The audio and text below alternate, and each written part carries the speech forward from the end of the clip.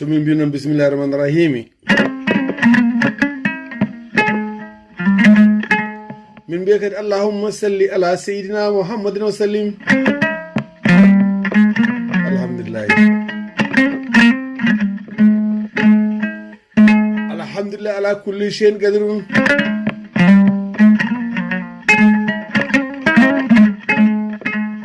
Alhamdulillah ala kulli halin.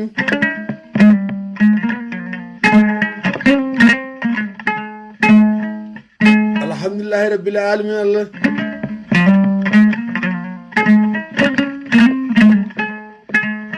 jettode godini Allah inna Allah Cheikh Ahmad Tidiane Chérif.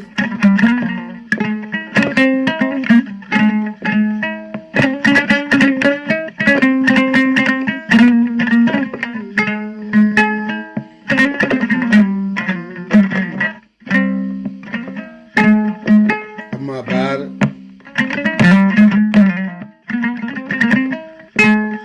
min ñaagima Allah subhanahu wa taala nde joɗo jooɗoɗama bisimillahi rahmani rahimi yomin umuren alhamdulillahi rabbil alamin. Allah wore ɓe julɗo wiide ni somo fuɗɗo golle so jumani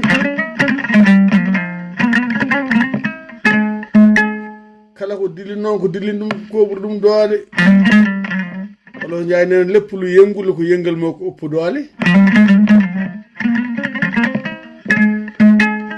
ɗum yengal ko ummini min ko dillini men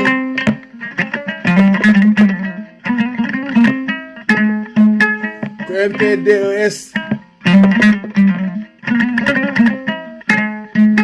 mouvement pour le développement économique et social dont le président monsieur Hamessi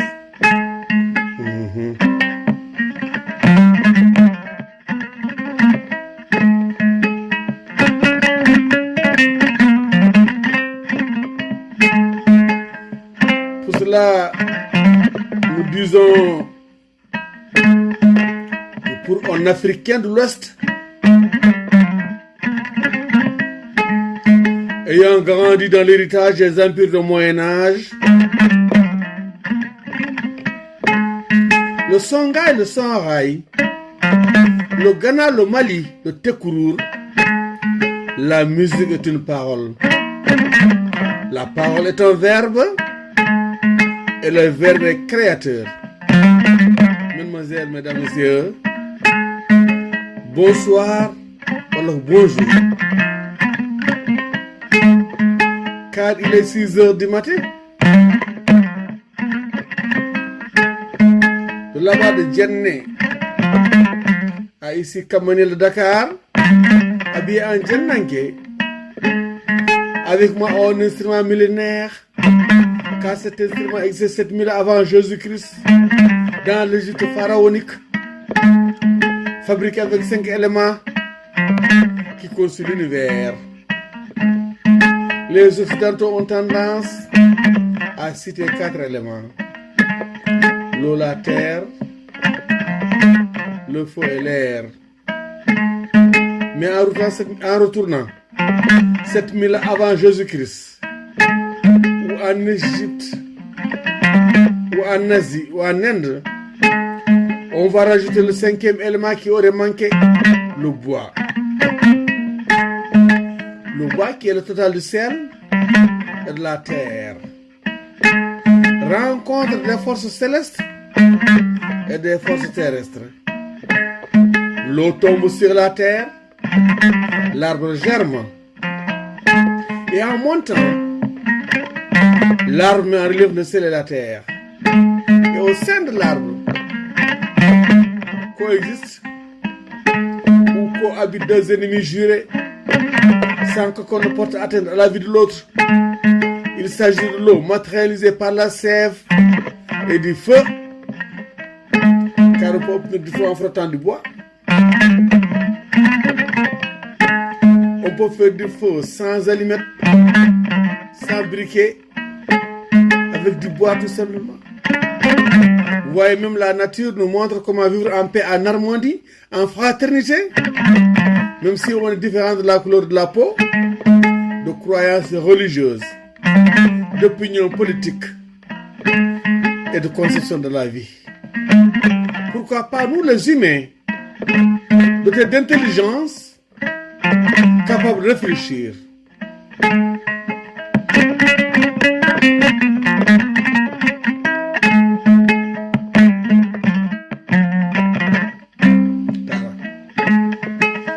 Min puɗɗirim taro ko daro e silman sire samba demba almutar serdu jang halwar torɗo famto famɗo haala o sali go foto juuɗo fa ñaange koɗo subaka joom wuuro allah sara o noddata oɗo jaaboto ɓaɗi o daɗi ɓe taɓande o daɗi ɓe feere kadi o daɗi ɓe har feere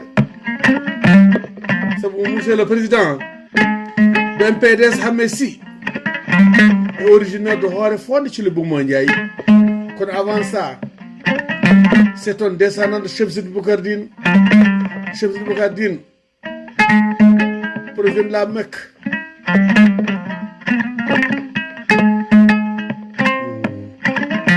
Il a atterri à Podor, à Sumo.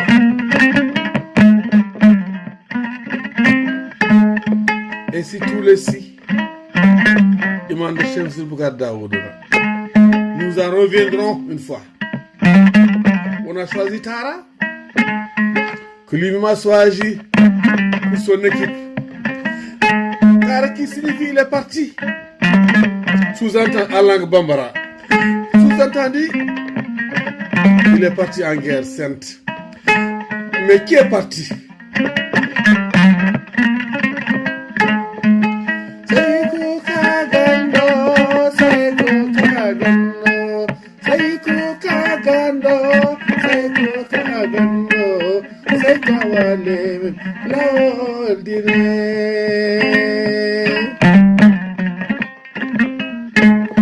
C'est ce grand Cheikh Oumar Foutiyou Kodar wa Silman naquit à Alwar, près de Podor, dans la vallée du fleuve Sénégal. C'est ce dernier que les Français appelaient le prophète armé. Ce dernier qui avait dit que la grandeur de l'homme n'est pas dans ses armes, mais dans la science, la patience et son éducation et le savoir. Ce dernier qui avait dit que la connaissance n'a pas de couleur. Ainsi, il a démontré à l'université de Lazare, où les grands oulémas avaient écrit qu'aucun n'égale de leur science. Le jeune à l'époque Oumar dit, il a Oumar, sauf Oumar. Moi, je vais braver votre science. Et si parmi les savants, le jeune Oumar s'est révélé le plus savant, il est devenu le conseiller de roi de Syrie. Pendant 3 ans, lors de son pèlerinage à la Mecque.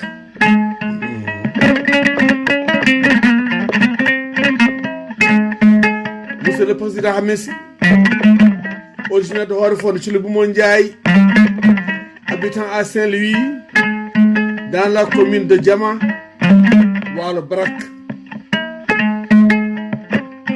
Nous sommes originaires d'un même endroit, d'une même région. Le secrétaire général, M. Amadou Sy, mais notre chère vice-présidente, Thioro Ndiaye, notre trésorière générale, Diakher Seck, responsable des femmes, Khady Wade, chargé des relations extérieures, Ami Koleba, la Lionne de Hollande,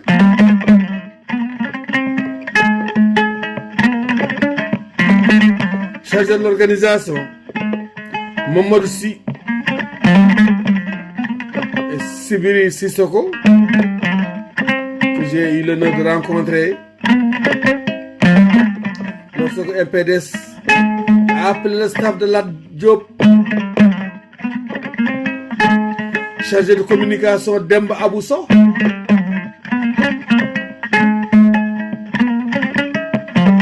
un journaliste confirmé, un reporter confirmé. C'est une sorte.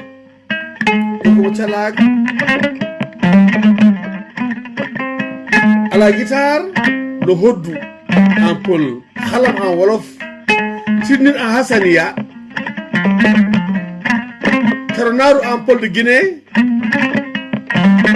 gambari en soninké, ngoni en bambara, kurbu karba en sora et songay du Mali, gembri en arabo-berbère le Maghreb. À la voix et à la parole, Daoud Samba Dieye, artiste africain et international, ambassadeur itinérant El Hadj Oumar Foutiyou Code Adama Siré Saba Dembal Moutar, porte-parole de MPDS, ambassadeur itinérant MPDS. Cet enregistrement est à Mousseur Lat Diop, président de Guédiawaye Football Club, directeur général de la LONASE,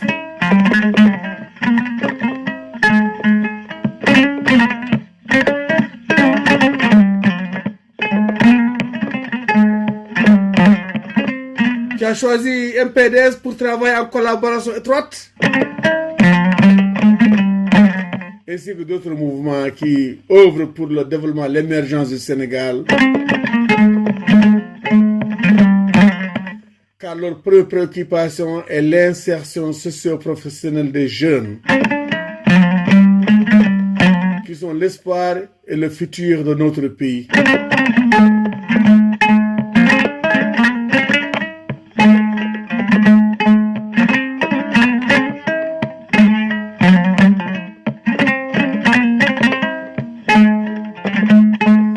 Samba Dieye non ko do jaringele jamole jagatare jabitare dembata jamre mata funay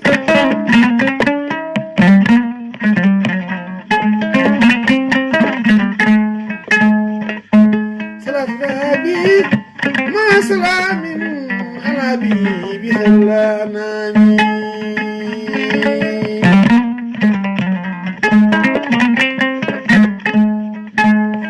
Donc tous ces partis politiques, tous ces mouvements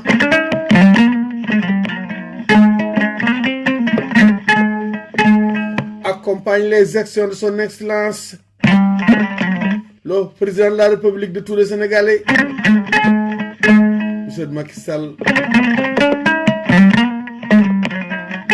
Là aussi est à l'honneur de sa chère épouse, la première dame du Sénégal, Mme Marième Faye Sall. Tous les partis d'opposition, tous les partis de coalition, tous les citoyens du Sénégal sont honorés par cet enregistrement, sont appelés tous à la mobilisation pour trouver un compromis en vue du meilleur vivre ensemble.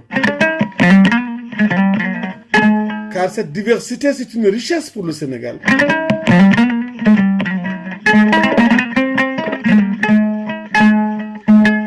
À chaque personne, il te manque 4 choses: ce que tu n'es pas, ce que tu n'as pas, ce que tu ne sais pas et ce que tu ne peux pas.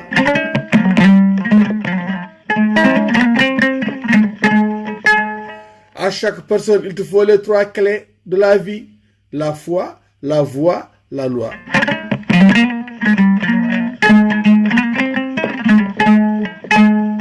Nous déconseillons à chaque citoyen d'éviter les 3 arrogances: l'arrogance du pouvoir, l'arrogance du savoir et l'arrogance de la raison. Elles sont destructrices.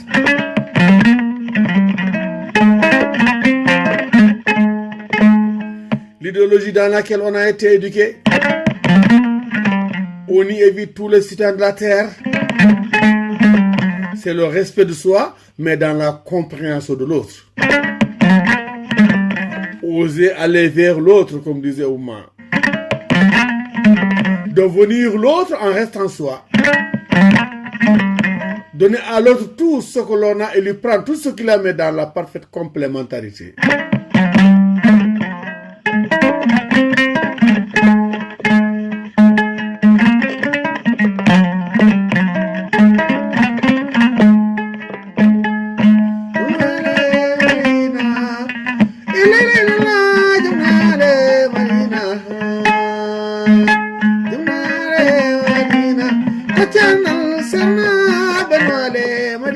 ye on ko ale banjagara Cheikh Mal Foseo rade de gimbret mali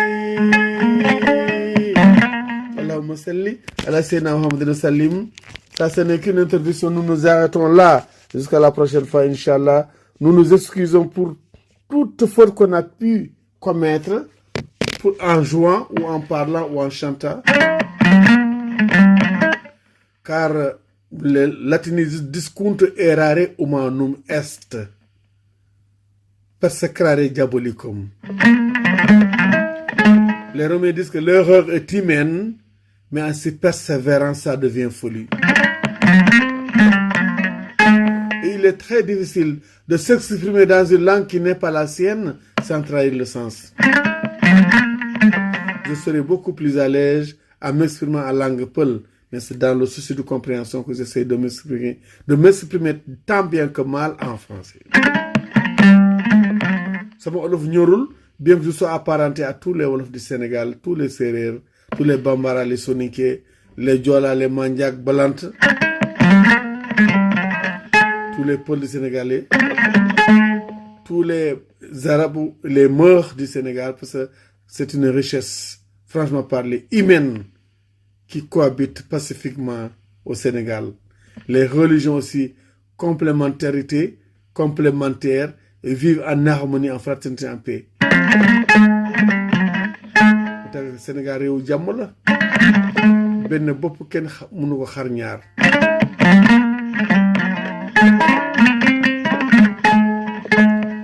Vive MPDS, ses alliés, ses partenaires, ses membres, ses dirigeants et ses sympathisants. Allahumma salli ala